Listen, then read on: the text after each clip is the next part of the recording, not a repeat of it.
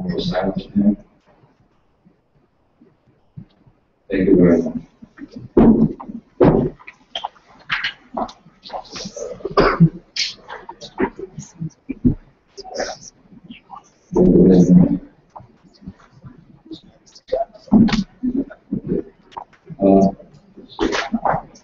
A couple of comments on agenda item 6.14. So, Mayor.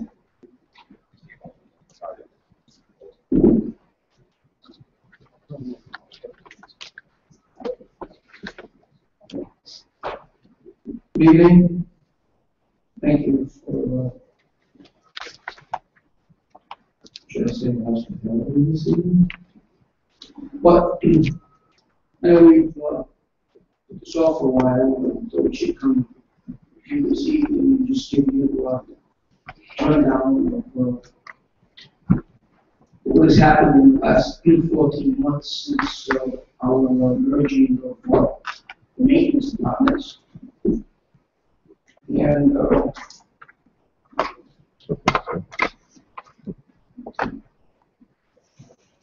we saved approximately $285,000 in the last 14 months.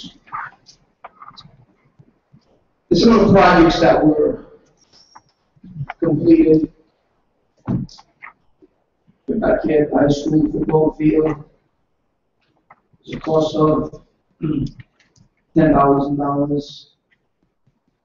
The vendor's cost was all calculated with about $18,000. The water tank that was replaced in the building for $14,000. The vendor's cost would have been $30,500. The installation of the new sewer line at Sept School that has been a chronic problem at that facility for some 10 years or so. That was told to us. The cost of the project was $600. If it went out to the vendor's cost, least amount of that was projected was $5,000. The intercom system, it cost us about $3,800. The vendor cost was $5,900. The competent McGuire School cost us $2,800. Do it in the house was approximately $10,480 bid. The whiteboards, I think the whiteboards cost us $9,500. We did it in house. This is hard to believe. Those 60 whiteboards, if we went out outside services, would have been $96,000. The new road that we put in at Sept School, the vendor cost was $22,000. We did it for $9,800. So just those projects right there is an approximate $137,000 savings. The projects that needed to be done, there was safety involved. We have another sheet of the savings in overtime. In September it was $1,600. In October it was $2,800. In November was $2,296. In December was $1,191. January $1,204. February $7,840. March $161. And April $189. This is not to mention the approximately 500 facility due work orders that have been completed in a timely manner. I just want to remind everyone as to, what's been getting done. Our people, people, by the way, with this merger, have received nothing but positive comments from superintendent's office, principal, faculty, and staff. We just did a job here at the high school where the outside cost was approximately $10,000 for the painting, and our cost was $5,000. There were many safety issues that were brought to our attention that we've addressed. We haven't received any complaints from anyone. We're hoping everyone's happy. And I want to say it was 2 months back, we had a safety issue of you mentioned it, on threats. We addressed that, by the way, at no cost to the school department.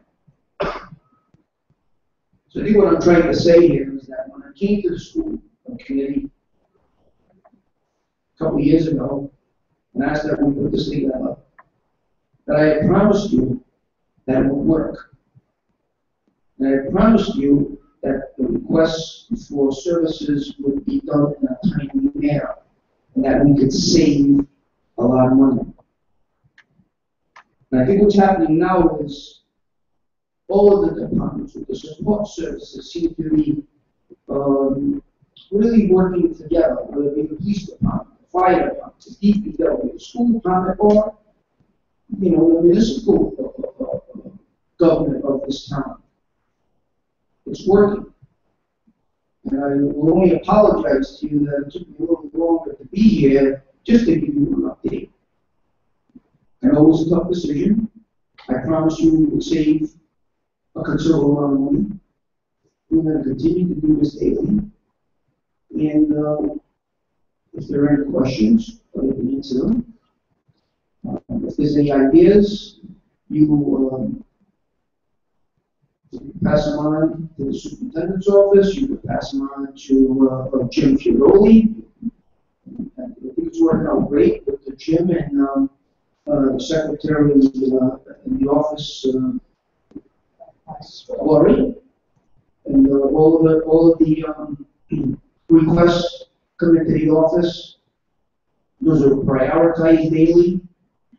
And I just, want everyone to take a look around to see what's happening, see what's getting done, and to just when you see these fellows that are doing it, all I would request is that you thank them for what they do. They work hard. Our vendor costs, speaking to John a while back, the vendors cost has, calmed down quite a bit. John, would that be fair to say? Correct, ma'am. So I think what also to prove, what I'm telling you is that the numbers are the numbers. It's working. The jobs are getting done. They're getting done in a timely manner. And if there's any questions, Mr. Chairman, Any questions? No, the guy seems to speak for himself. okay, the superintendent,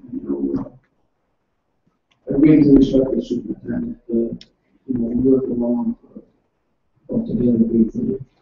It's one town, and the sooner we separate the us and them, the better off we'll hope. So thank you for your time. Thank you. Thank you.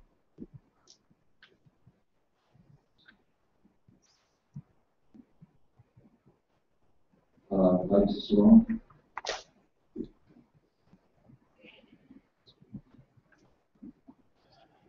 Anyone, I'd like to speak on behalf of the change in certain positions. As president of the North Carolina Federation of Teachers, we are opposed to any cuts that will be made to certain positions. We feel that we just negotiated a contract in good faith. These positions are currently in the CBA. This will not be a forum to have discussions. We also feel that these programs offer a benefit to both students at North Providence High School and students in middle school as well as students at the elementary level. And we'd like to have some people talk on behalf of those programs, so I can have Carol Patel, the teacher at each school, talk about the history.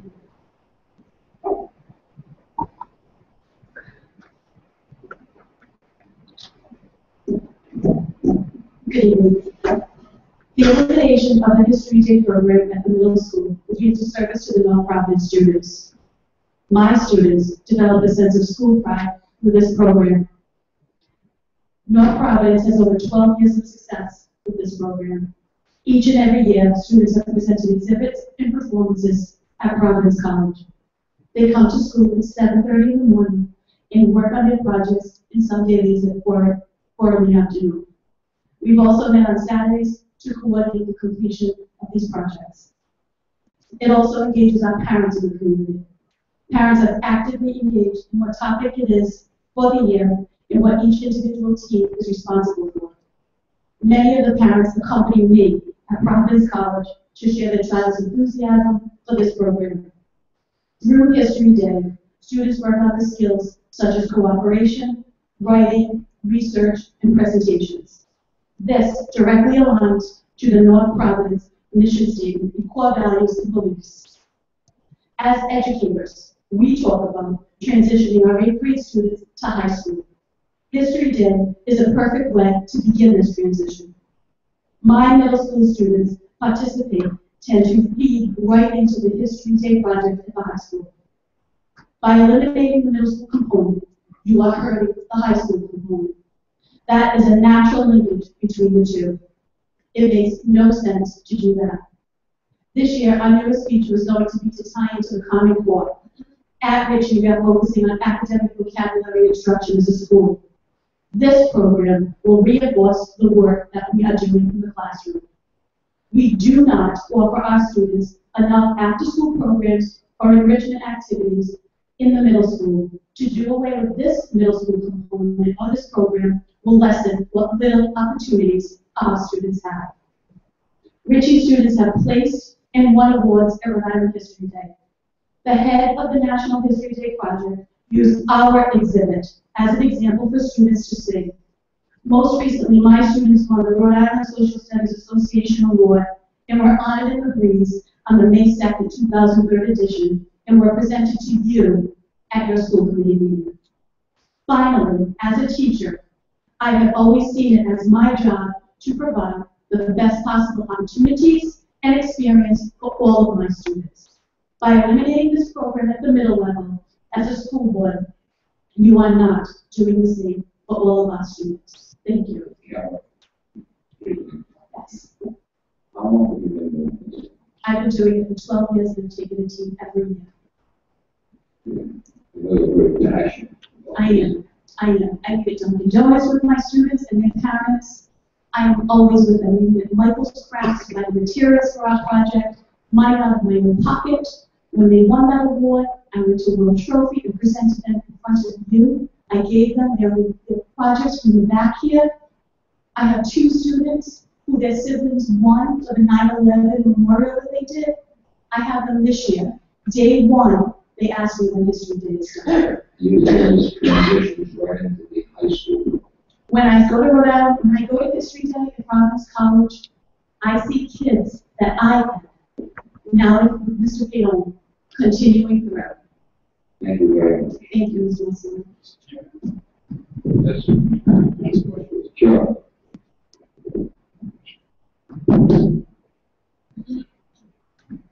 Carol, how many students participated last year in the History Day program? Last year I had 1 team of 5. Every year I have anywhere between 1 to 4 teams. You can only enter so many teams into each area. My students the first year tried performance, and they felt as though it wasn't the best thing for them. So then we went into exhibits. And with exhibits, you can only bring 2 group teams for exhibits. And this History Day program is a year-long project. It is a year-long project. There are seminars, there are webinars that we can attend as teachers. I meet after school. And like I said, we meet sometimes Dunkin' Donuts, we meet in the library, we meet wherever we can to get the work done. Thank you. Carol, just a couple Yes. of questions.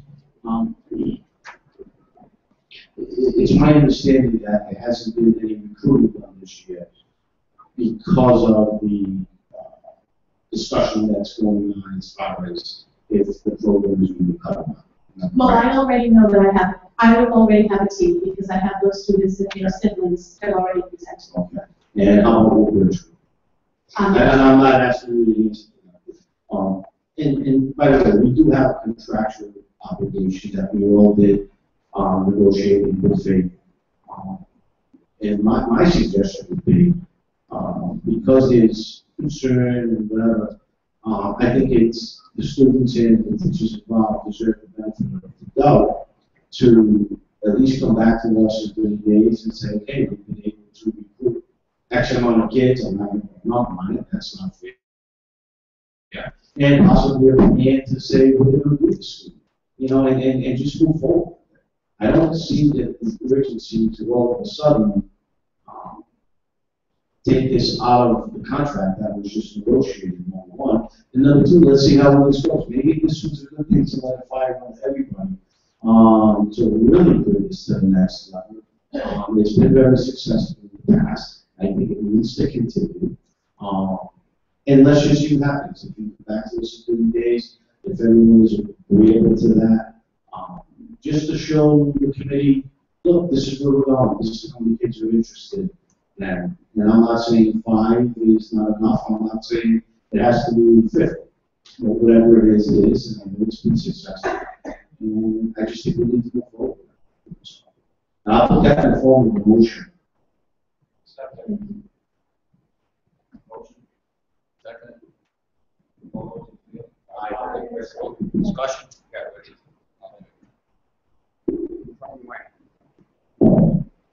The problem I have with this is that and I'm not speaking to your young, but the situation at graduate school, there's nobody enrolled there. And last year, we spent money on a stipend, and nobody was in this program. So I just need fiscally responsible. I think there's, the superintendent has 2 other programs that she's setting up where there's an abundance of kids that it's going to benefit them. Take this money, put it where it's going to, it's going to benefit a lot more children than this is benefiting, because it's benefiting 0 people at graduate school. I'm not picking on graduate school, but that's the reality of it with it. I understand the concern on that. To speak to the high school, there was not a huge amount of kids taking part in history at high school. And the entire department got together and made a concerted effort to talk this up and get kids excited about history day. The numbers are very high. Well, that done last year at graduate. This was done last year at high school. This is already in place. So I can't tell you how many kids are going to be jumping on board for history day next year. But I can tell you that we're not just sitting back saying, oh well. No, he's located here in Hawaii where a lot of kids there. I mean, it's just not something that seems to be a big interest in. I feel bad that he puts a lot of work into 4 or 5 kids, but we're looking at there are some years where some sports teams have low numbers and we don't eliminate that. What I'm saying is that you have a program in place. You have a limited number of programs at the middle school to begin with. I You have a limited number of academic extracurricular programs at the middle school, and you're willing to cut this. We don't know what this offers, and I don't know if when Mrs. Smith wants to put that money, if those programs are going to help benefit the kids who would benefit from history. I think we're getting a rash decision on this. Not a rash decision. There's nobody enrolled. He paid the money. There was nobody enrolled last year. We have not even tried to enroll this year. Mr. Collins suggested 30 days. Are you willing to go 30 days and nobody, if you have under I want to come back and revisit this, but I'm not going to get possession of it. I don't know how many kids would like to join this program. But I mean, I'm not going to You're hear. only going to come back in 30 days. Well, we're not going to hear in 30 days. We put a lot of work into this, and we've got 4 kids. We want to do this. Do you want to put a number on that and say that?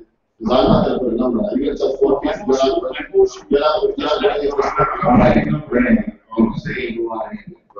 All I'm saying is that there isn't a big interest in what we're talking about. And as a school committee, I think we have to be fiscally responsible. We're ready, we could be running a deficit. And I'm the first one. Mr. Palmieri, with due respect, we are running a deficit. We put programs in, and we did not have the money. I will be the first one, And don't even come around that this is like, we're trying not to do programs. I'll be the first one to defend any program, be it sports or be it academics. If there's an interest and the parents are interested, there's enough children interested, I will be the first one to advocate for it as I have for 7 years. But this is no interest in this. That maybe you're trying, and maybe you have, maybe You can't tell me there's no interest in this. I think we have at Berkeley School, there's no interest. There was no interest last year. You can't tell me this You year. want to set part on the line, and if there's no interest. So what would happen from one year when there was 15 kids in the program, and the next year when there wasn't 15 kids? Is that Were there 15 kids?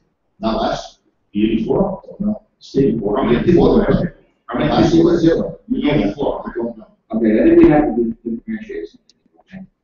Carol's request for me, Carol, I don't flip flop, okay? I told you how I felt about this, okay? When you explained the whole routine thing, I said I supported this, okay? A lot of work goes into this stuff. Now, if you move into another school, whatever's going on there, if the numbers warrant it, well, then, you know, we don't know that. We don't know what the numbers are going to be doing. We don't know. Mr. Chairman, Yes. just to reiterate what I think the motion was. The motion doesn't have a cap on it as far as how many kids. And like I said, I think this discussion is healthy. It's creating some interest in this. It's lit a fire on the issue. And I think it's going to be successful because of that. And I just think that it's deserving of the opportunity to give that good days to just come back and say, hey, look, we've got 5 kids that are interested in virtual, 10 in picture, or vice versa. Whatever it is, it is. We did negotiate this. Yeah. And I know what you're saying, and I'm the first one to say, so that's what I'm saying, let's see what, When we need some kind of, no. yeah, I don't think that's, Okay. I don't think that's it. So they come back and say it's 4 and 4, is that? Let's see what it says. But they had 5 last year, and Richie, and look how successful. Okay, it already has been successful, she's won the what's happening. Sometimes it's quality, not quantity. All right, Gina. So, I do remember your presentations, Carol. You actually did it every year, almost like on the committee regarding History Day. And there seems to be more of an interest at Richie than what we've seen at Berkeley.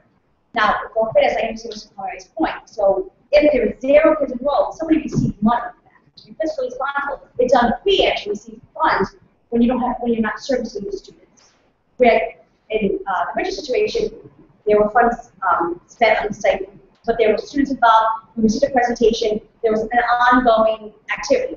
Possibly, Birchwood needs maybe some support. Maybe we could have Carol give some of the suggestions to Birchwood School so they can figure out how to get it up and running, because she's been successful. Like Mrs. Rousseau said, she's won awards. I agree with the fact that to put a number on it, I mean, maybe it would be the committee to look at all clubs in the running and with the enrollments, but I guarantee you find 5 to 100, depending on what you're looking at. So I agree it's not necessarily fair to put a number, but I don't think we could run or provide somebody a stipend and say it's okay to give somebody money with 0 kids.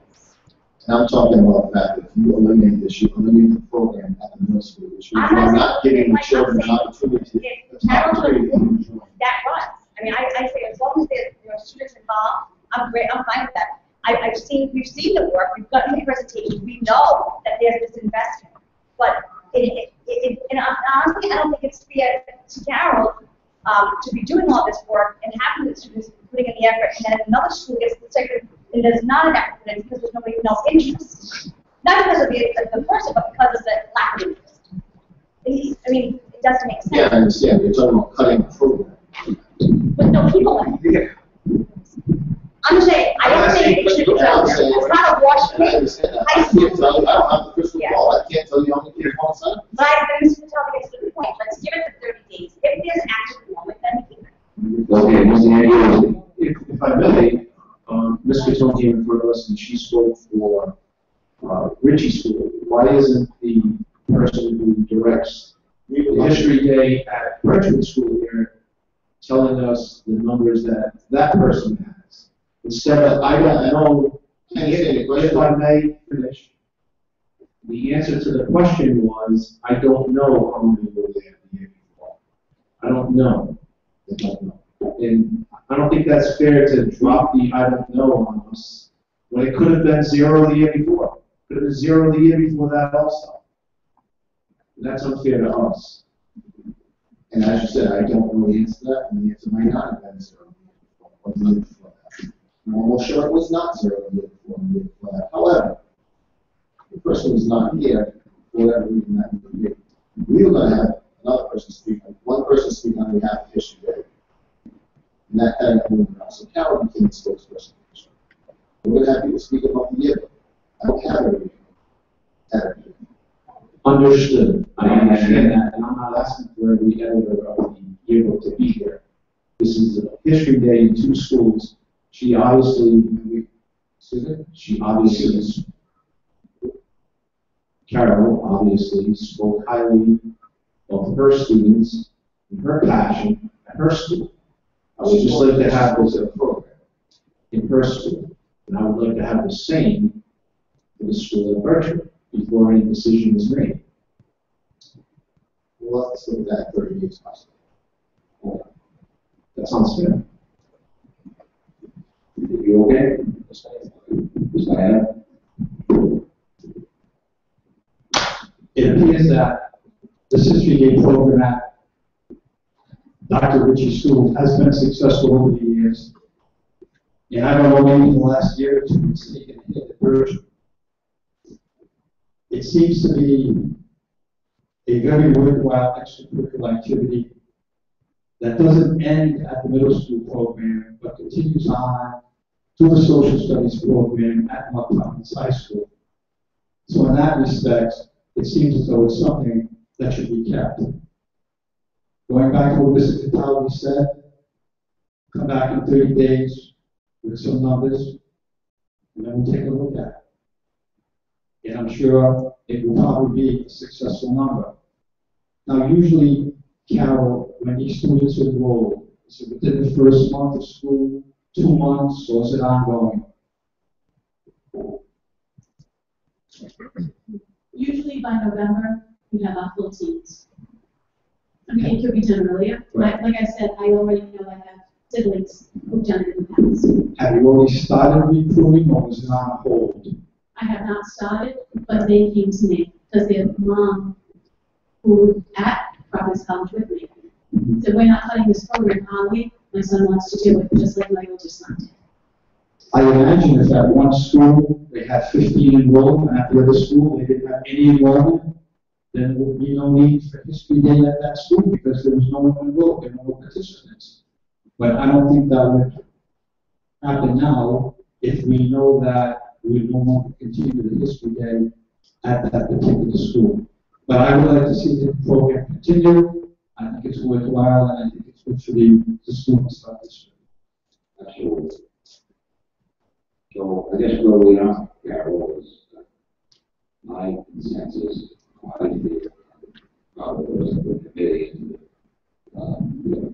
you're okay, because I'm speaking for myself, but I think that I'm speaking for you. But your program speaks for itself, and the success that it's had, and how it helps these students high school makes a lot of sense, as I told you before. So, Mike is going to go back to us with some information. 30 days, Mike, on this. The next week. Next week, maybe we'll finish Mike. And Ron, I love something. Yes, my question is more towards the superintendent. Are there protocols that govern this program in terms of improvement, hours put in, guidelines, anything like that? I think we need. There aren't any established. We kind of inherited these programs. We don't know how they develop. So I understand. So are there protocols for other types of these types of programs that we have after school, at the high school and the schools, which we have the academic account things of that nature? I can double check. So my suggestion would be, if we're having a discrepancy between schools, then if we have a set of guidelines, protocols for improvement, participation, that we're in line with the governing board, we set up as a policy, but at least a guideline, then it would be easier to facilitate programs in those schools. Okay, thank you very much. You know, Just one question. Is there any way that if the city of one student or two students at Bridgewood that they can combine with Ritchie, or is that have to be two separate schools? Right now, it's up to two separate. No, I know, they could it be one We school? have an argument in that sense. It's unfortunate. okay. Thank you very much. I just want to mention one thing. That those people that did the yearbook, that's pretty well set. That's all set. We're not making sense. Okay? Yeah, that's our issue. Okay, so I think that's What I can see. well, yeah. The thing, the government's going to do with the yearbooks. If you did the yearbooks, well, doesn't do it. Thank you. So, thank you. Thank you. There you go. There's a motion and a second on the floor. Yep. Any further discussion? All those in favor? Aye. Okay. Can I make another motion, Mr. Chairman? Sure. With regard to all these programs that we, there are no guidelines that govern them, that we establish them, or at least we should governing body and have them establish them for us, so that these discrepancies don't occur in the future. If they do occur, we can say, I'm following the rules, just like we do a little bit. Follow the rule book. Okay, that's a good motion. Motion by Mr. Silver, second by Mr. Picard. Discussion, all those in favor? Aye. Both sides, and so forth.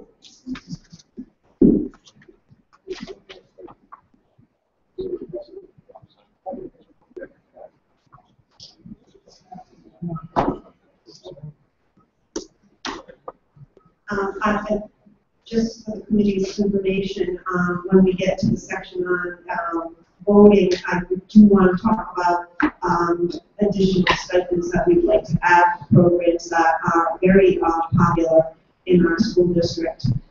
This evening, I'm here to talk about the start of school and our enrollment report. The 2014-15 school year is off to a great start. I want to thank the administrators, faculty, and staff for an amazing opening of school. A special thank you must go out to our custodial staff, Jim Carulli, and the entire town of North Providence maintenance and DPW team for getting our schools in tip-top shape. Our custodians worked hard this summer to create an optimal learning environment for the students of North Providence, and we can't thank them enough. Enrollment update. We've been very busy taking in registrations in the district. Currently, our enrollment is at 3,503 students in the district. We are up district-wide 56 students. Currently, we have 56 students in out-of-district special education placement. We have 4 students at Rhode Island School for the Deaf, 119 students in charters and voc ed schools, 7 students in alternate educational placements, and all of those students combined for a district total of 3,685 students. The district currently has a total of 614 special education students, 35 of which have enrolled in our district after the first day of school. The district has also a total of 128 ELL students. That is 52 additional students over last year.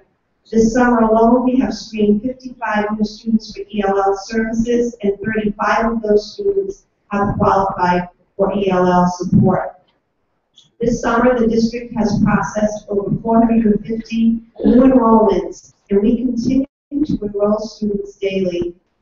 A significant surge of registrations occurred the week before school started, and then we've also exited out and withdrawn and transferred almost 300 students. The middle school enrollment has increased by 80 students, and Ritchie class size in grade 6 exceeded the contractual limits of 27.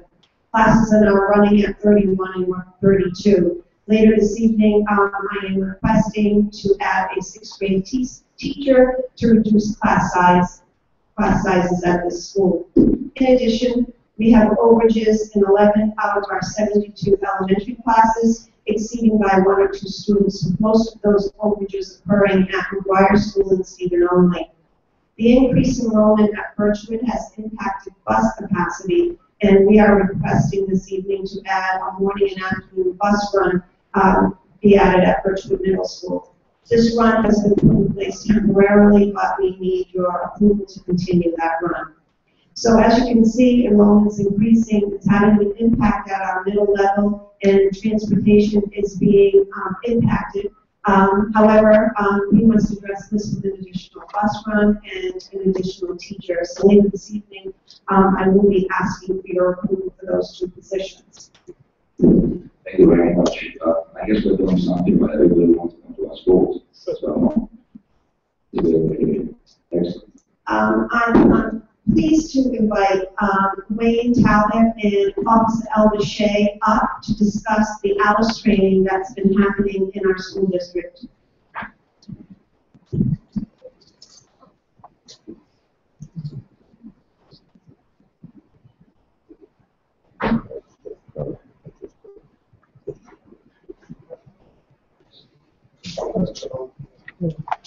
Want to speak into the microphone or can I speak? All right, All right, Joe, go ahead. I'll speak. All right. We can hear you. I should principal should have.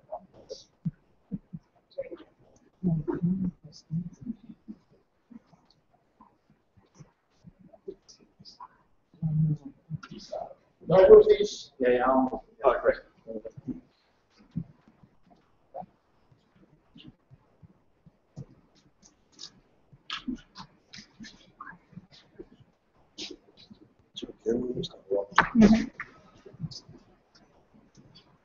Last year, Officer Elder told me about this program called ALICE.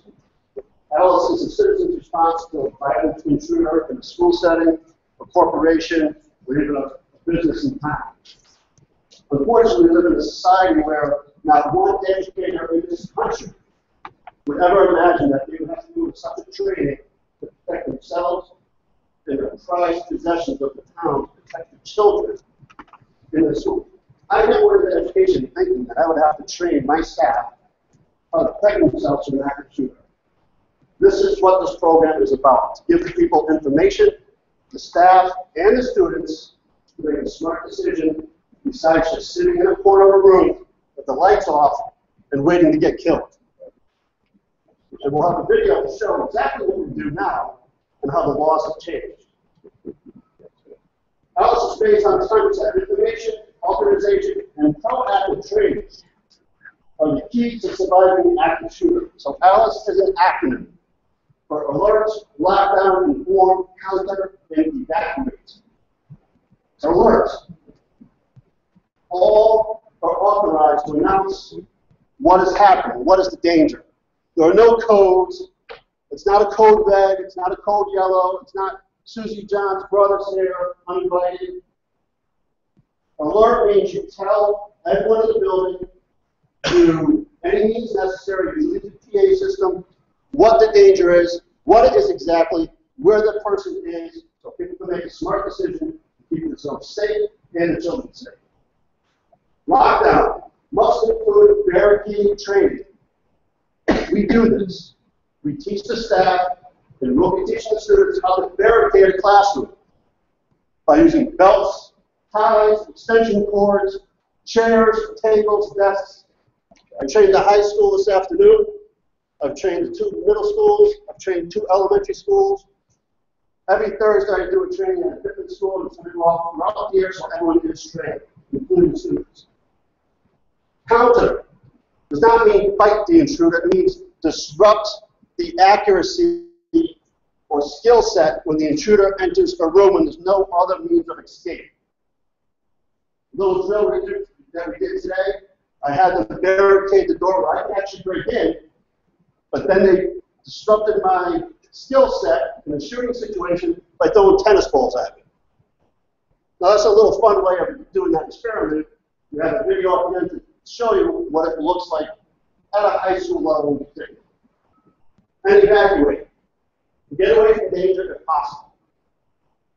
So first things first, you alert the people, you do a lockdown no matter what, doors are always locked.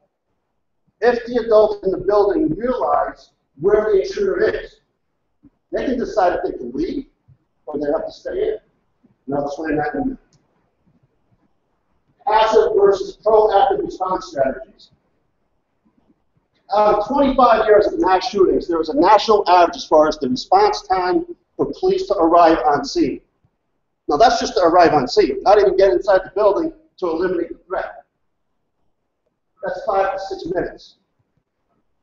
That's an eternity when someone busts through a door that is shooting up our children. 5 minutes is too long. 14 years of passive response strategies. These are just some of the major incidences over the years. Columbine being the first huge one at a high school level. Virginia Tech at a college campus. And the unthinkable in elementary school. 50% of the people every time got killed. Has to change. This is a diagram of Colorado High School, of the library. Very similar to this, very large area. And during my training, we actually listened to the actual 911 call of the librarian to 911. You hear the gunshots in the background. You hear the panicked voice of the librarian. You hear the panicked voices of the students.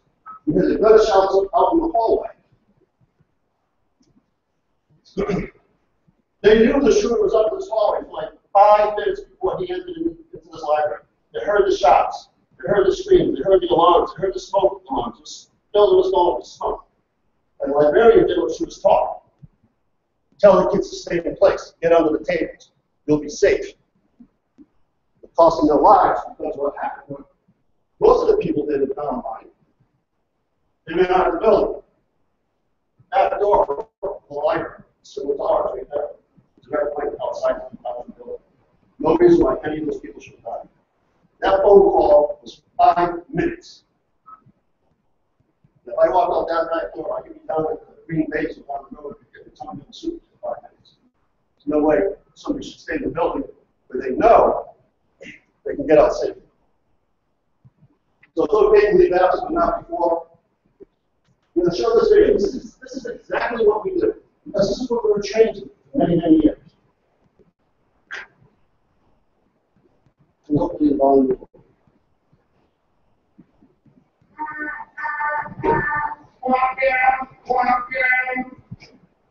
During an earlier, be sure to shut the door.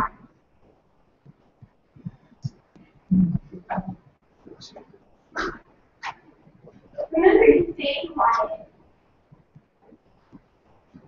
Shut and lock the doors.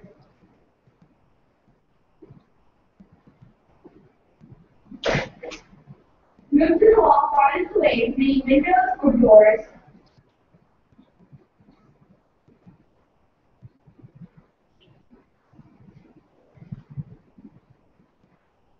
Then turn off the lights. Now you're safe from any intruder. That's basically it. That's what we teach. That's what was taught to us. Tell the students lock the doors, pull the shades, turn off the lights, sit in the court, and now you're safe from any intruder. And you wait.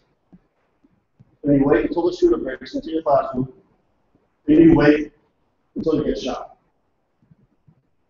I say it like this because that's exactly what happens. That's exactly what happened in City Hall. It's exactly what happened in Virginia Tech. Because that's what we were trained to do. Because of that, things have changed. Basically, this is a little diagram showing all situations as far as applied force and what shows that the vast majority of attacks in an active shooter situation end violently. So either by applied force by police officers, no applied force, meaning the person is talked down through negotiation, that's only 14% of the time.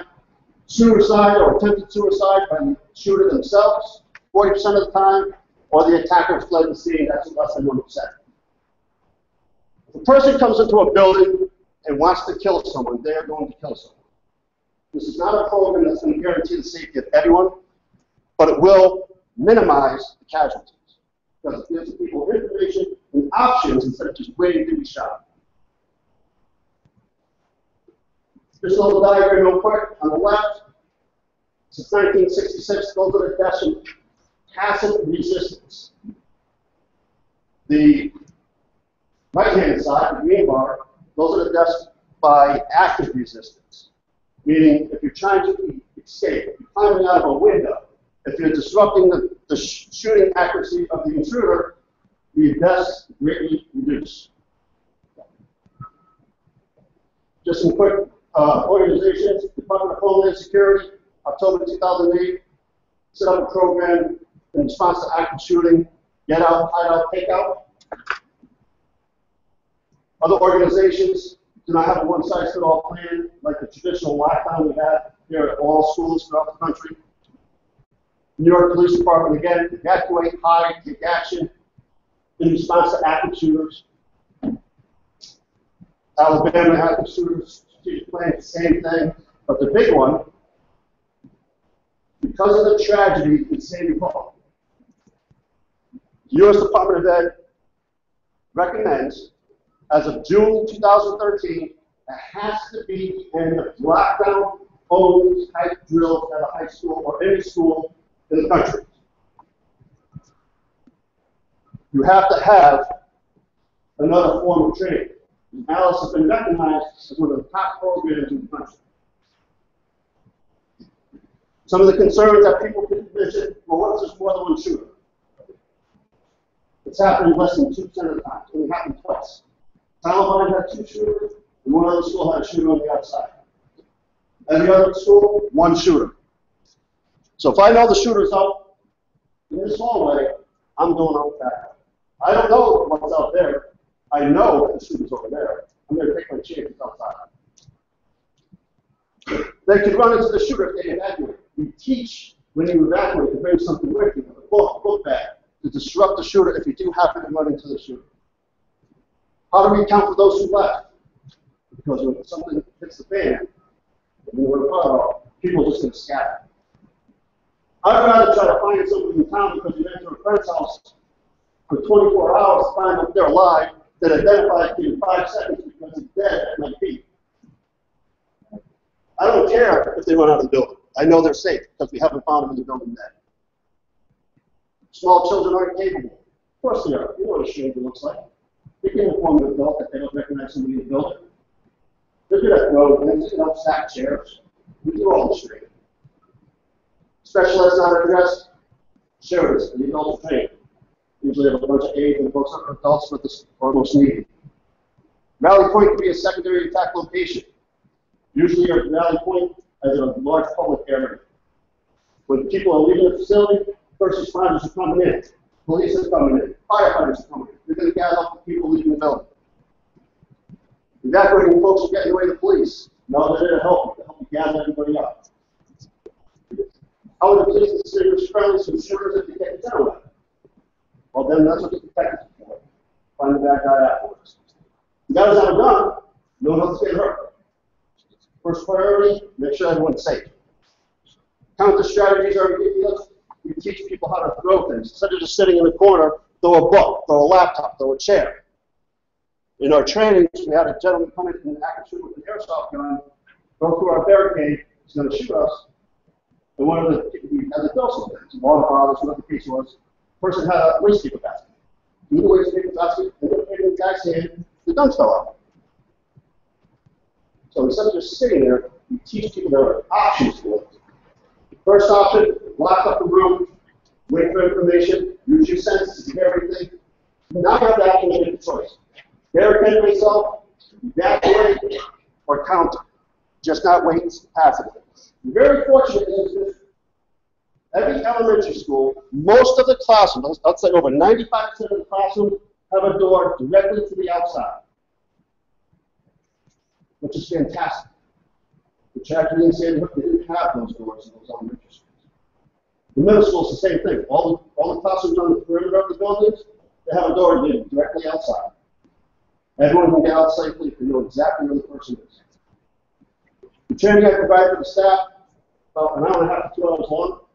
I envision the training will end. We'll start training this. We'll let the parents know what the training is going to be like before we start training the children. And in the spring, late spring, I would like to see us do full-fledged drills with this ALICE program, where the administrator or secretary is in the office following a lockdown drill, giving an information saying it's a drill, an intruder is in a particular location, it's up to the adult to make the decision. Do we barricade the door, or do we walk outside to a waypoint as a drill? Instead of our traditional sit in a corner. Questions? Sure. I've gone through this, Branson last year. He was trained as a staff, and it's a high and I can see that video, top grades. Because you know they're about to get killed, and she's telling them stand at the table. Right. So this is more proactive. And, you know, people are still going to get shot, but if you're just going to sit there like a sitting duck. But the idea is to barricade the door, use ties, use belts, and then get the heck out of the way. But I did go through the training inside. I think all of your teachers are really wake up and see. The staff that have been at the training so far, very well received. Oh, yeah. Thank you. And Chairman Marciano, I want to thank Mr. Talbot and Officer Shea for helping us with this program. Mayor wants to say something. I just wanted to make a statement that we tried to at least address the response time by installing the two-way radio system in every school. I think you were there, Superintendent Smith, the day that we tested it. It's instantaneous. As soon as someone hits that button in the office, and they responded in our dispatch center. So as far as the response time, I think we've got it narrowed down to, if I remember correctly, a couple of drills, could have been 2 minutes or less. So we're not at that 5 to 6 minute of response time. It's a great program, and I will do whatever we can to work along with you to institute it and train all of our personnel. But I also don't want it to be forgotten. We're trying to work on that now. I think we're the only school district in the state that has a direct connect, two-way radio system to our dispatch. Thank you. Just another quick note. These are things that we're trying to procure through our district safety committee. This is an author that wrote specifically a book for our younger students and how to deal with the Alice training. It's called I'm Not Scared, I'm Prepared. It's by Julia Cook. Very good book. This is for like kindergarten, first grade, second grade, third grade. So we've discussed this during our meetings. The other thing, this is called the sleeve. Now this doesn't work on heavy door. Basically, I got a demo from the company. And this slides over the automatic door closers very fast. So you don't have to spend a couple of minutes barricading the door. It slides on, you cannot open that door. And it slides off in seconds. It's 350 pounds of force to even, it's heavy gauge steel, I'll pass it around. I'll just do a quick demonstration.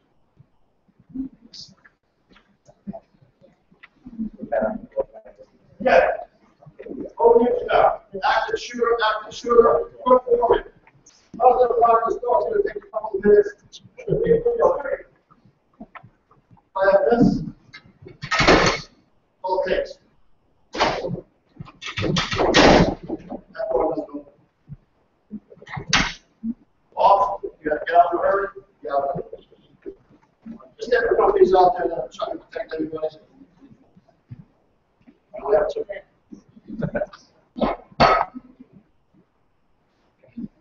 Well, the elementary still have those doors, but the high school, all boards and $50 fees. Not a lot of money to keep people safe. A lot of numbers I can use on boards. I like that. Very simple. One job. That's the way some of these things go. Nice as mentioned by somebody. Teacher. Yeah. Thank you. Teacher. Thanks so much, Wayne. The next item on the agenda is we would like to propose adding 2 stipends to the current list of stipends that we have for extracurricular activities. The first one is an elementary band stipend. We've sent out to our 4th and 5th grade students to offer elementary band before school. And we need one more position. We're going to be holding band instruction 1 day a week at 3 of our school sites. And we just need one more position for the cost of $1,200 for the school year. And the second position, and we have a lot of students that are signing up, by the way, for elementary band. And the second position is AP, Advanced Placement Course Coordinator. As you know, we added a whole host of AP classes up at North Providence High School, and we have great enrollment, but we need someone to coordinate and upload all the syllabi to College Board and get those all approved, and then also manage all of the testing, collecting all of the fees. It's quite a project, and so we would like to, I would like your consideration of approving adding that position as well. Motion made. Discussion. Discussion. Question for the supervisor. The band position is $1,200 for the year. Yes. Okay, I'll donate. So that's all okay. Just Thank you very much. I'm just to go. I'll directly need to cut the check and ask for money. All right. Thank you very much. It's a band. Oh, it's perfect for band. And we're trying this before school, and then it's my hope that next year that we can expand enrichment for 4th and 5th grade students beyond just band, but do some other types of activities before school. And thank you very much. Any further discussion? All in favor? All ayes have it, so voted. The next item on the agenda is, as you well know, you had approved the formation of a facilities committee and also an assessment of our facilities in town. We had hired Louis Torado, Torado Architect Group, to perform that assessment.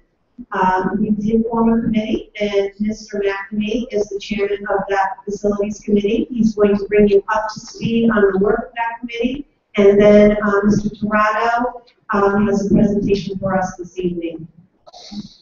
Thank you, Mrs. Smith. And so I was given the assignment to chair the facilities committee. I didn't realize it was probably going to be the biggest public works project this town's ever seen.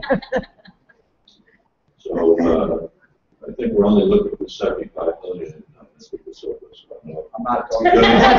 We've got anything left in that. So band, theater, things like that. But in all seriousness, this goes back almost over 2 years. Dr. Ryan was here, the superintendent. We were talking about the conditions of the schools, what we needed to do in the schools. And we really hadn't had an assessment of the school facilities performed in a very long time. So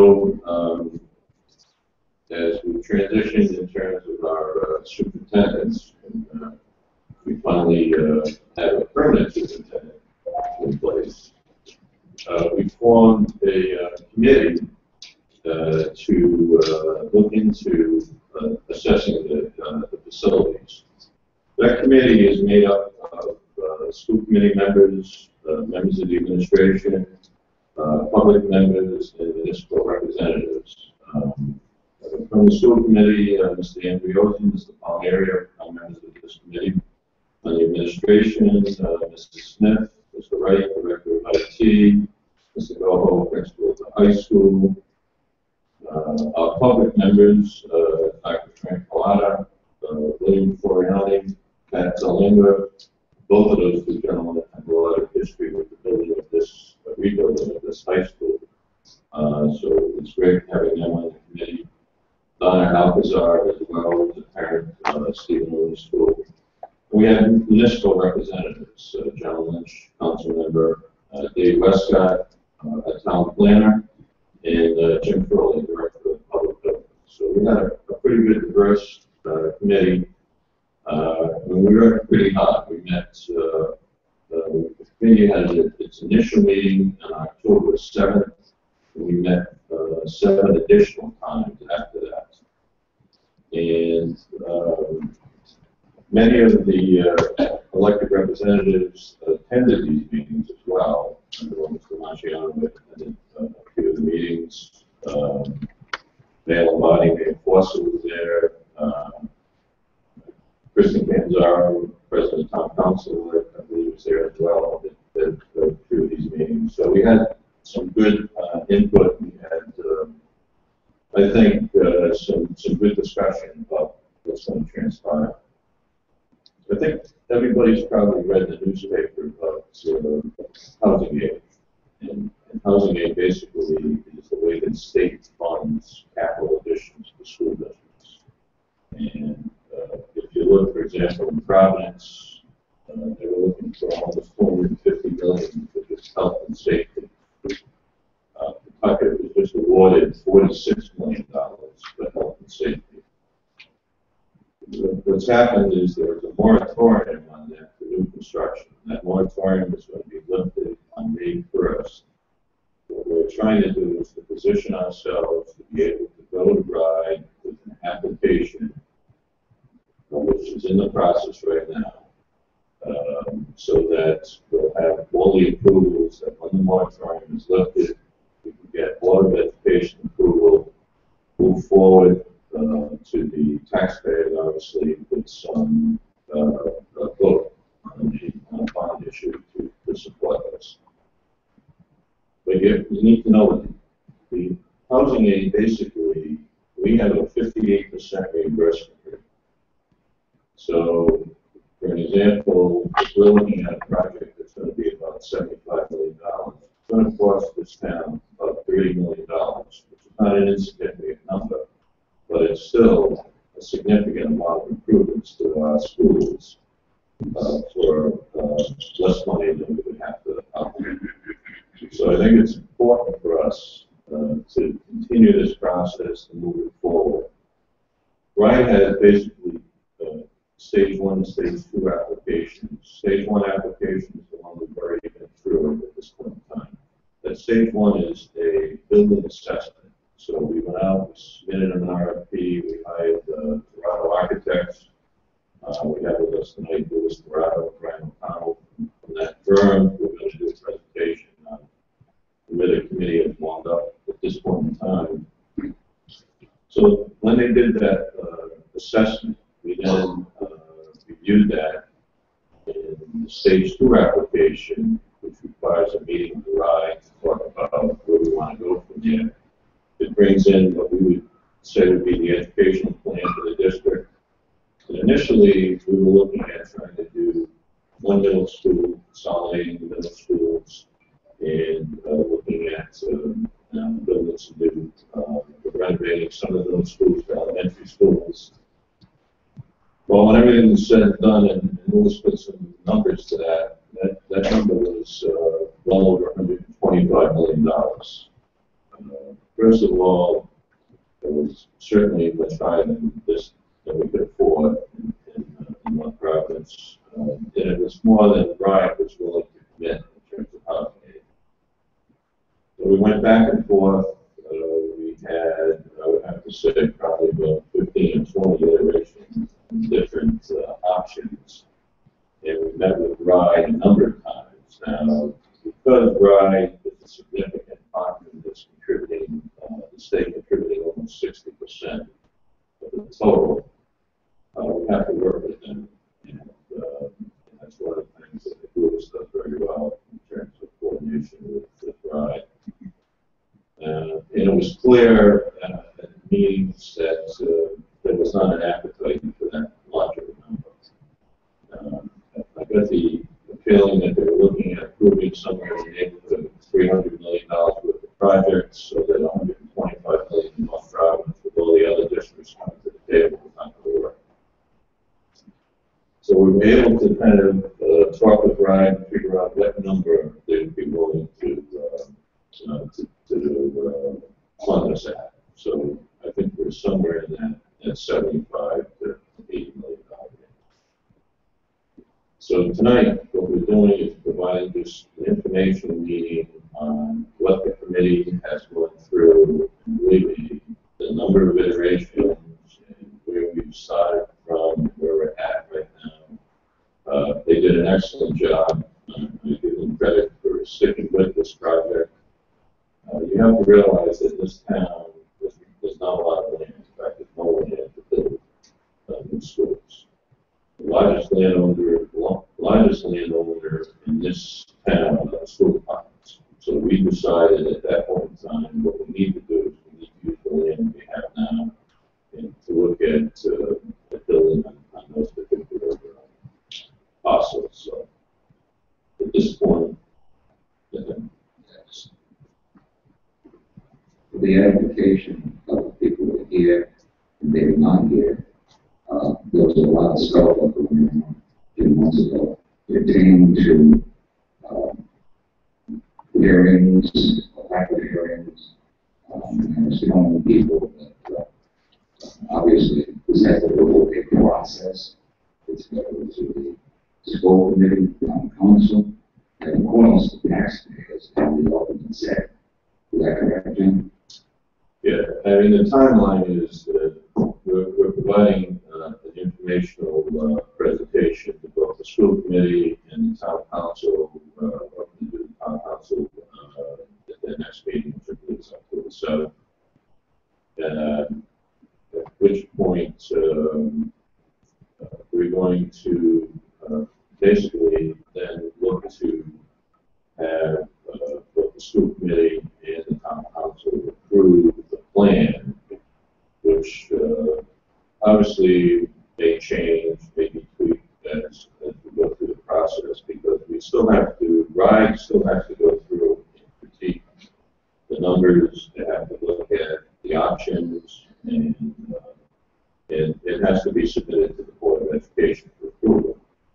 Now, also the legislature has to approve a bond referendum. So we need to then present that to the legislators to get enabling legislation and have a bond referendum.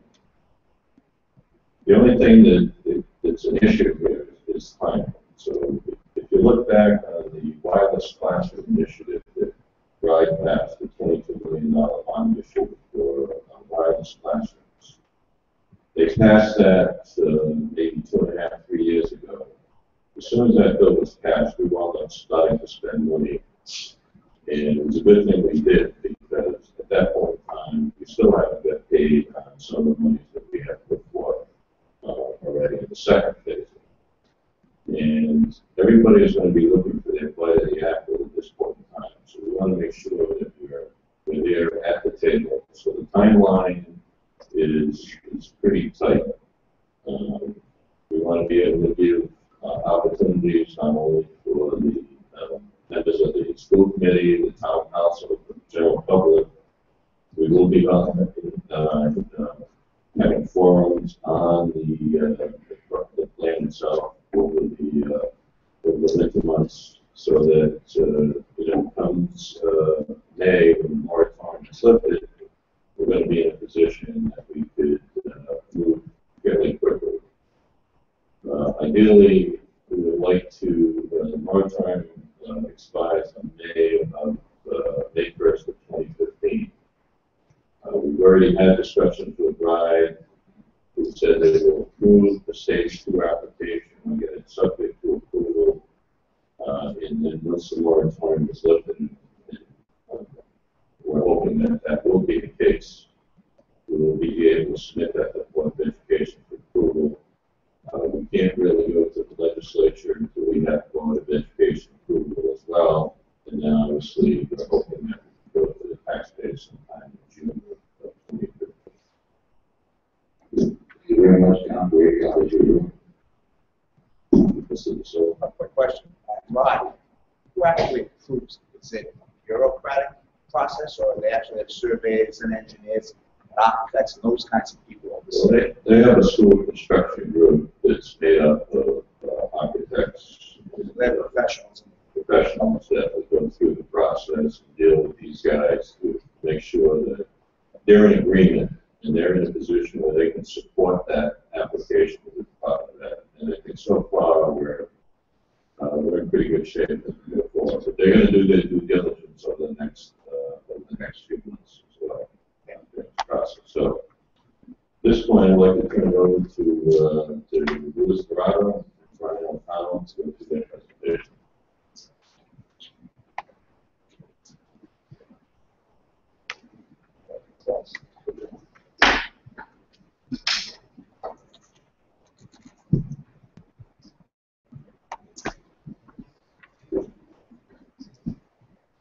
Thank you, John. My name is Louis Serrato. I'm president of Serrato Architects. With me is Brian O'Connor, not only a great pointer, but vice president in architects. We've been working on this project for about a year. Just to check. So, can I interrupt? I don't think anybody back there can see it, so maybe we can position it, maybe. So the school committee can back there now? Yeah, okay. I'm Joe.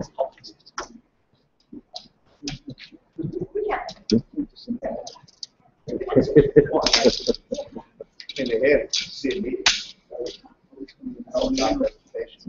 I'm sorry to hear. No, the people in the back are looking at you back at this point. Probably and if any month on the school committee, we have it, so we can follow along with this. I'm sorry. I want to get one like everyone else. Good. Thank you. As I mentioned, we've been working for about a year here in North Providence. If you will permit me a minute just to thank the building committee, the subcommittee, the superintendent, his entire staff, John, David, Jim, the city's planning department, and members of the school committee, the city council, the mayor, and the staff that have participated in our workshops. We specialize in doing education facilities. We have done more K-12 school buildings in Rhode Island than any other firm in the state or out of the states. We have done projects in every community but two.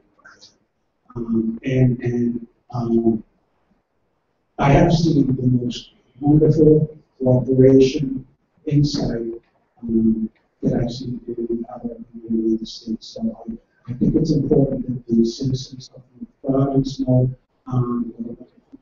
folks that do for the students of the province. As John mentioned, the Rhode Island Department of Education has a 4-stage process for the construction of new buildings. Stage 1 is the investigation phase. Stage 2 is where you come up with options to the findings that for deficiencies in findings stage 1. Stage 3 is the construction document phase where we prepare the blueprints and specifications for the project. Stage 4 is the construction of the project. We completed stage 1, which involved investigations in every aspect of the buildings, including the adequacy for them to deliver the educational program that we have. We look at ample roofs, windows, doors. We look at environmental issues. We look at mechanical, electrical, plumbing issues, and also fire, building code, and ADA accessibilities. Stage 1 identified the most serious adequacy issues related to your 1930 elementary schools, that being Maryville, Holby, and the Water schools. That stage 1 was approved by the Department of Education, so we moved on to stage 2. The first two analysis that we did for stage 2 was to compare new construction versus renovation of the elementary schools.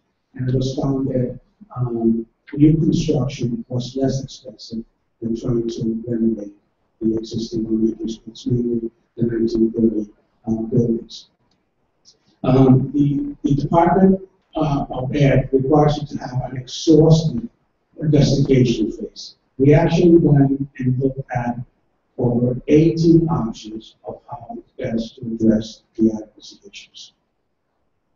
They, on the review of our options, they wanted us to focus on taking care of the elementary school issues first. They wanted us to look at and prioritize other immediate needs at every other school building in the system. They wanted us to do it for the amount that John mentioned in that ballpark. And so those were the main goals from the department, okay? From the committee came the important goals because of your current enrollment increase that you're experiencing, especially at the elementary school level. They wanted us to add an additional track to the elementary school grades. So right now we have 12 tracks, basically 2 in each one of your schools, and we needed to add an additional 13th track. The other important criteria was not only to replace the 1930 buildings, but to decommission Maryville School as soon as possible. So we started, as I was mentioned, by trying to find some land to be able to build new schools to replace those facilities. It was found that the only option that we had was to build those schools in existing school sites. No other property could be identified that would be able to house that size building. So just a quick review of it. The first board shows all of the school buildings and the location in the city where they are. The 2 school sites that were identified where a new building would be better suited is beginning only school. So the challenge there was, Brian, we're going to thank you. Okay. So the challenge was how to build a new elementary school and keep the existing school in operation during the construction. Because not to do that would mean having to find a place for all the students in that school to go during the entire construction phase, and not only at this school, but at the other school. So working very closely with the building committee and receiving a lot of great input from the school subcommittee, we came up with a 2-phase design and construction process. The first phase, in the first phase, and you can see, that's the area shown in white. We will build all of the elements that you require to operate a school. All of the classrooms that you need, cafeteria, offices, restroom facilities. We will build that while the existing building is still in operation. Once the first phase is completed, then we will come back, demolish the existing building, and build the second phase, which will be spaces such as the gymnasium, music room, art rooms, and the remaining of the site work. That same approach will be taken at the McGuire site, where we build all the necessary spaces to function in the school in the areas that was just shown in white. And then we go back and demolish the existing building, add the remainder of that building and the associated sidewalk. And then, so both of these schools would be 3-track schools. These 2 new elementary schools will replace all of the tracks at the existing 1930 buildings. So next is how do we deal with the additional track at the elementary school? So we propose building that addition at Greystone Elementary School. We would provide enough classrooms and associated spaces for that expansion. Also add a new cafeteria, renovate all of the existing building, and also improve the circulation of parent pickup and drop-off bus circulation. We know that new procedures have recently been instated, and so we're seeing how that results in, and we'll be fine-tuning some of these designs. The other thing that this does is that by building this addition right away in a fast-track mode, we are able to close Maryville School right away. And so the space that will be eventually used for the additional track will be initially used to accommodate all the students at Maryville School. Good question. Yes. What is the Why are we closing Maryville? Maryville, I know my father went there in his 90s, but why are we closing? Maryville, during stage one investigation was found to have the most serious adequacy issues of all our schools. There's also, and we look at which sites to replace them, there's concerns related to the power lines that are located. So I think one of the strengths of our community is we have neighborhood schools. So I guess we're looking at some education. I don't know if you look. Well, so we were concerned about that, and it was one of the criteria figuring out how we're going to do all this. If you see this stuff, basically you eliminate one elementary school. You maintain the presence of all the other elementary schools, and what we do is the stars that have a white circle on them are where pre-kindergarten students will go. So we were also careful to distribute those to the overall community. So,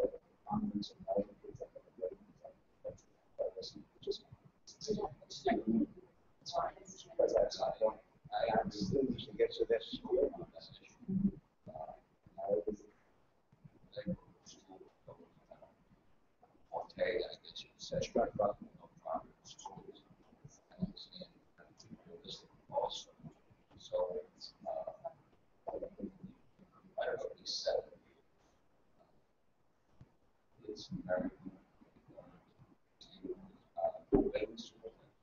No, the students that are going to only would go to only the new building, and the same thing for Guam.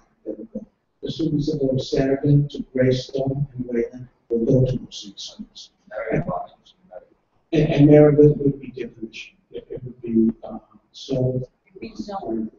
So that's the only school that would be decommissioned? That's correct.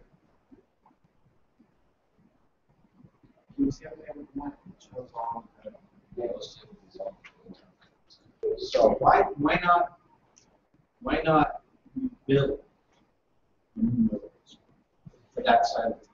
There's plenty of money. There is land. It's all very close to the power lines. But it's been next to power lines since the 1930s. Now all of a sudden it's an issue. I don't get that. I do not believe that the Department of Ed will do a major renovation or a new school renovation. There are much stricter regulations for the power renovations. But it's existing, the power lines continue. So why, in other words, we decided not to do it, not to push it. It would be okay to stay in the power. No. And the Department of Ed is very concerned about all of your 1930 buildings, especially the medical side.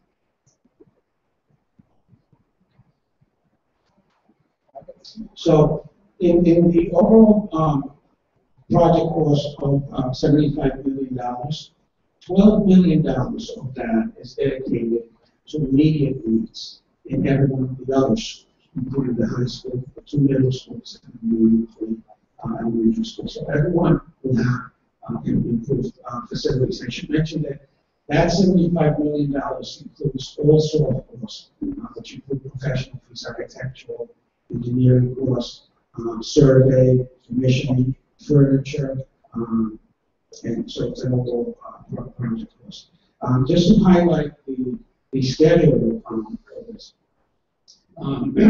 Again, after the referendum in June, we would expect that the Greystone addition and renovation will be ready for September 16th.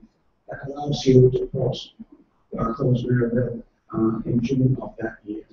The phase one projects at only and Hawaii will be ready for occupancy in September of 2017, and the second phase will be the beginning of 2018. We expect that all of the immediate needs and all of the other schools will be ready and completed by September of 2016. A question from an engineering standpoint regarding the Maryville School site. Because it's near the power, what kind of resale with that property. Other than school, is there restrictions as far as what can go there from today's students? No, the most restrictive use is the school. You will see that those restrictions are not only with complex, but with soil conditions and other environmentals. You can only place a school a certain distance from a highway. That restriction doesn't exist in any complex. So it's not going to end up in Absolutely. Absolutely.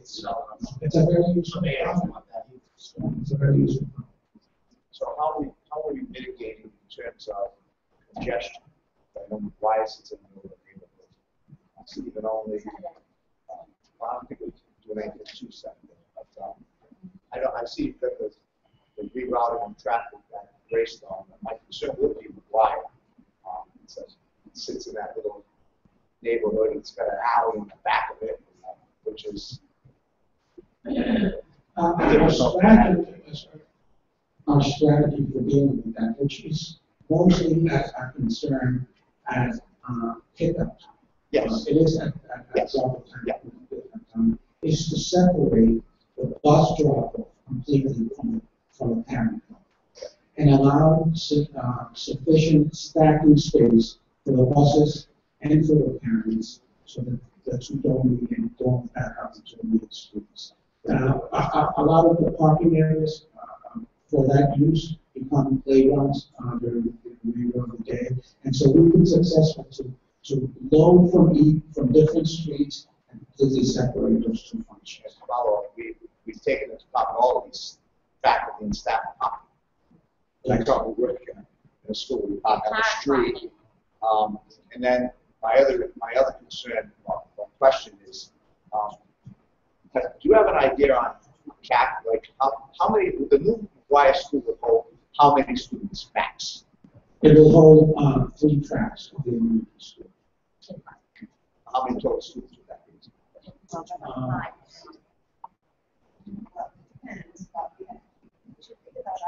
I just remember 325, something of that nature, 285, something of that nature. I mean, what does Maryville have in? Right now, I can tell you what they have. Maryville has 251 students. McGuire has 285 students. That's a small school. 285 kids. A 3-track school is the ideal size for an elementary school. I get you maximize sort of administration areas, but you don't overload the common areas like the gymnasium. Very impressive. John, I have a question for you. Regarding transportation, the elimination of Maryland obviously is going to increase our transportation from the Maryland area to Stephen. Approximately, do you know what that increase would be? That's a non-going expense. Yeah, I mean, we've got to offset that with, obviously, savings on the operating side too. But I mean, a bus costs us roughly about $50,000 a year. So I mean, if there were 2 buses going to Maryville, then they. Yes. Yeah, and So the application costs that we don't take much of the electricity, but right stand so.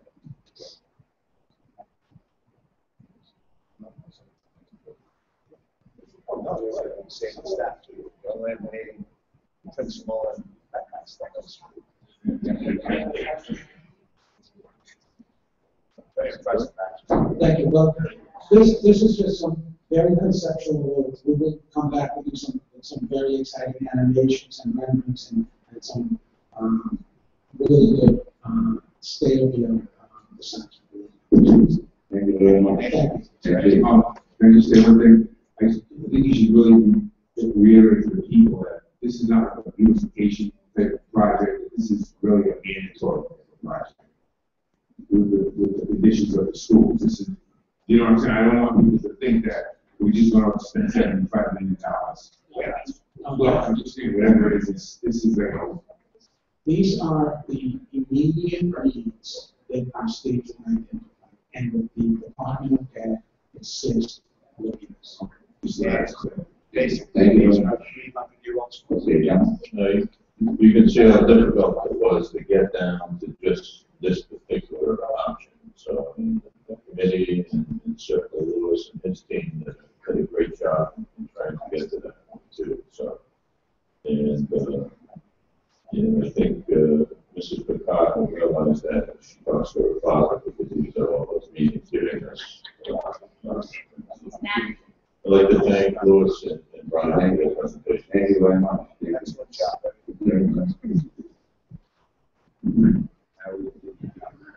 Be it resolved that at the recommendation of the superintendent, the Mount Providence School Committee consider votes to approve the financial report as submitted. So moved. Second, seconded by.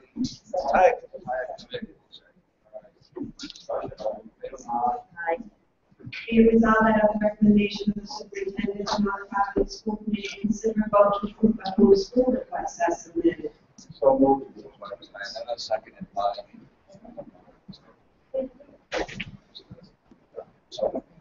Discussion, all those in favor? Aye. Opposed? Nay. Okay. And this is the council vote nay. So, Be resolved that at the recommendation of the superintendent, the Mount Providence School Committee consider vote to approve the field trips as requested. So moved. by Mr. Khan, seconded by committee discussion. All those in favor? Aye. Opposed? And so vote. Next time. Be resolved that at the recommendation of the superintendent, the Mount Providence School Committee consider vote to approve the VMA rental contract for the 2015 graduation as submitted. Moved by Mr. Hannah, seconded by Mr. Silva. Discussion. All those in favor? Aye. Opposed? Ayes have it. So vote. Next time. Be it resolved that at the recommendation of the superintendent, the Mount Providence School Committee consider vote to approve the affirmative action policy as submitted. So moved. Moved by Mr. Silva, seconded by Mrs. Khan. Discussion. All those in favor? Opposed? Ayes have it. So vote. And the next item involves the volunteer policy. We're going to vote on the first reading of the volunteer policy, or we're approving it. Sure. So the volunteer policy was placed on the agenda not because of a revision, it was because of legality. The law has changed, and we had to revise the policy to reflect the new law. So the only change is to make sure that they're in compliance. So with that regard, we do not need to have 3 reads, it needs to be done automatically. We can do that tonight. So we do all the PCI checks on that. Correct. Just a clarification that we need to make sure that our schools understand, Melinda, and our parents, is that in our old policy, which did, now we would not follow the law, the new one will. In the past, if you were at an evening event, you did not necessarily need a background check. With the way it's written now, any parent who is volunteering at any school event, even if it is in the evening or off-site, if it's a school event, must have a background check if they're volunteering and an interaction with our students. So that needs to be clarified with all our PTOs and PTAs, so it's clear. All right. So we'll make a motion on the agenda. So moved. Moved by Mr. Khan, seconded by Mr. Hannah. Discussion. All those in favor? Aye. Opposed? Ayes have it. So vote. Next time. Be resolved that at the recommendation of the superintendent, the Mount Providence School Committee consider vote to approve the crossing guard contract as submitted. So moved. Moved by Mr. Khan, seconded by Mr. Hannah. Discussion. All those in favor? Aye. Opposed? Ayes have it. So vote. Next time. The next item on the agenda is, Mr. Catali had asked that the committee and the committee approve the formation of a grant committee. And we've met as a committee, and we've gotten some consultants to speak to us around, seeking out grants. And part of that process is that we really do need to establish a nonprofit foundation, a 501c3 foundation, so that we can seek grants that donate to nonprofits. So the committee is in the process of working with Mr. McNamee, and maybe you can explain that a little better than I can, Mr. McNamee, but it's basically that foundations can donate money to the school department, and also individuals, and that therefore they would receive tax credit for those donations. Did I tell you about not giving out tax advice? Yeah. The municipalities are tax exempt by statute, so any contributions that do come to a municipality are tax deductible. I think what a lot of organizations like to do is give to a separate entity that's and a lot of districts will have that called educational foundations. So that educational foundation is separate and apart from the school department in the town. It has its own 501c3 status, which allows deductions that are contributions that are made to that organization to be tax deductible. So there are pretty strict bylaws in terms of who's on the board of directors, keeping it separate and apart from both the school and the town. So that application would go along with a formation of a not-for-profit corporation, which we would come up with some name for, Nonprofits Education Foundation, and then apply to the Internal Revenue Service for the 501c3 status. It's about an inch and a half thick. There's no charge. There's no charge. Was there a motion on that? Motion by Mr. Khan, second by, who's that? Diana? No. Discussion, all those in favor? Yes, sir. It's a great idea because the Koch brothers and the Walmart heiresses and all these people donate to schools that have the status. Right. Not that they're going to donate to ours. But we can at least reach out to other places where we currently can't. Right? It's a great idea. Okay. Further discussion? Oh, please. Thank you, Mr. Chairman and members of the committee. I just wanted to thank you. I know during our budget season, we have many parents and teachers and administrators coming up and asking us for the additional funding. And I would just want to thank Superintendent Smith for putting the grant committee together and hearing what you're doing with the committee. I appreciate it. Having Dr. recommend it to the committee. And if there's any help that you need continuing from the council with that, we'd be more than happy. But I just wanted to recognize and appreciate you took my question as constructive and you did something with it, and I greatly appreciate that. Thank you very much. Thank you. All those in favor? All those items will vote. Next item. Be it resolved that at the recommendation of the superintendent, the nonprofit school committee consider and vote the job description as submitted. So moved. Moved by Mr. Khan, second by, who's second? Second. Mr. Conley, discussion, all those in favor? All those items will vote. Next item. Be it resolved that at the recommendation of the superintendent, the nonprofit school committee consider and vote to approve the removal of textbooks from inventory as submitted. So moved. Motion by Mr. Silva, second by Mr. Khan, discussion, all those in favor? All those items will vote. Next item. The next item is in regards to the additional bus at Birchwood. Be it resolved that at the recommendation of the superintendent, the nonprofit school committee consider and vote to approve the additional bus as submitted. So moved. Moved by Mr. Khan, second by the United Committee, discussion, all those in favor? All those items will vote. Next item. And due to enrollment increases, there are two positions that we are asking for approval. One is a full-time sixth grade teacher at Ritchie Middle School. And in addition to that, we want to extend a resource position, which is currently a half-time position, to a full-time position to accommodate extra special education students at Stephen R. Middle School. So, motion by Todd, second by, who's, Mr. Discussion, all those in favor? All those items will vote. Next item. Be resolved that at the recommendation of the superintendent, the nonprofit school committee consider and vote to approve the resignations as submitted. Motion by. Second.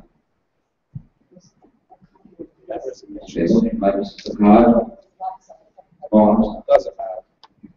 I'll share the wealth. Mr. Silva, second by Mr. Todd. Any discussion on that? All those in favor? All those items will vote.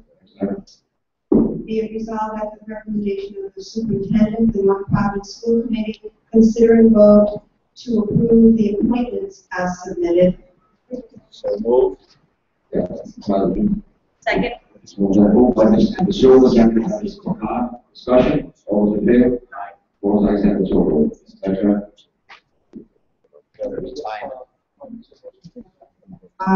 Those appointments are Carol Catone, she is the Assistant Detention Officer at Ritchie Middle School. Teresa Connors, Team Leader at Ritchie Middle School. J.R. Vastralis, Birchwood Middle School Girls Soccer Coach. Christopher Insana, custodian at Richard Middle School, second shift. Mary Reed, after-school transportation secretary. Norman Ritchie, custodian at Richard Middle School. Dion Shadi, half-time district-wide K-8 special education resource teacher. And Michael Tordo, Richard Middle School girls soccer coach. Just like that. Mr. Chairman, we have record three that I'm stating on the Mary Reed, department after-school transportation secretary. The record shows Diana abstains on Mary Reed. All those in favor? Aye. Opposed, ayes have it, so voted. Next item. Be resolved that at the recommendation of the superintendent of the nonprofit school committee, consider and vote to approve the retirement estimate. So moved. Moved by Mrs. Bernard, seconded by Ms. Andrews. Discussion. Question. All those in favor? Aye. Opposed, ayes have it, so voted. Be resolved that at the recommendation of the superintendent of the nonprofit school committee, consider and vote to approve the leave of absences estimated. Moved by Ms. Diana, seconded by Mrs. McLaughlin. Discussion. All those in favor? Aye. Opposed, ayes have it, so voted. And be it resolved that at the recommendation of the superintendent of the nonprofit school committee, consider and vote to approve the layoff decisions estimated. Moved by Mr. Diana, seconded by Ms. Andrews. Discussion. All those in favor? Opposed, ayes have it, so voted. Next item. And be it resolved that at the recommendation of the superintendent of the nonprofit school committee, consider and vote to approve the use of properties as submitted. And there's just one thing I want to draw your attention to. In the past, we have waived fees for those organizations for our use of property fee and custodial fee. There's just one new one. The youth wrestling team needs consideration for use of property charge and custodial fee. Youth wrestling. Okay, Is that so, about property organization? Yeah. It is. what do you do? In the past, we've waived the property charge and custodial fee. I think we should. That's the feeder program to all of our wrestling. Motion by- Yeah. So, with the fee, seconded by, Second. who else? Mr. Bernard? Anyone else? It's my committee. Discussion, all those in favor? Opposed, ayes have it, so voted. Next item. And be it resolved that at the recommendation of the superintendent and our school committee, consider a vote to approve the list of bills as submitted. So moved. Motion by Mr. Bernard, seconded by Ms. Diana. Discussion, all those in favor? Opposed, ayes have it, so voted. Next item. Mr. Reyes. Make a motion to approve the general session minutes for the August 27th meeting. Motion by Mr. Bernard, seconded by my committee. Discussion, all those in favor? Aye. Opposed, ayes have it, so voted. Motion to adjourn. Motion to adjourn, I don't, meeting is adjourned.